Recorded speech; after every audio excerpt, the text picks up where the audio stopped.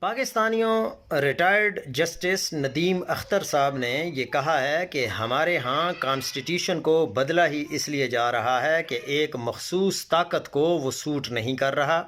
بہت عرصے سے ہم سب لوگ بہت تکلیف میں ہیں جو حالات ہیں ہماری جوڈیشری کے۔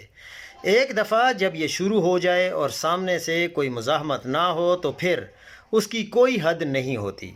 اگر سامنے سے مزاحمت ہو تو زیادتی کرنے والے کو روکا جا سکتا ہے۔ اسی لیے یہ لوگ سپریم کورٹ کو مذاق سمجھ رہے ہیں، جو چاہیں وہ کر رہے ہیں۔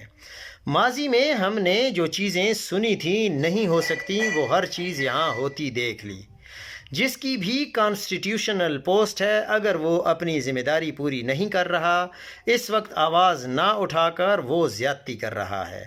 جو عدالتوں کا حال ہے اسے جنگل کا قانون کہا جا سکتا ہے۔ جس کے پاس طاقت ہوگی وہ آئے گا، نہ آپ سے پوچھے گا کہ آپ کے پاس کس گاڑی، گھر، زمین کا ٹائٹل ہے، وہ بس آ کر بیٹھ جائے گا اور آپ شکل دیکھتے رہ جائیں گے۔ مجھے اندر سے یقین ہے کہ یہ جو کچھ بھی ہو رہا ہے یہ انڈو ضرور ہوگا، یہ سب کچھ واپس ختم ضرور ہوگا۔ یہ کچھ عرصے کی ہی بات ہے اور انشاءاللہ آپ دیکھیں گے۔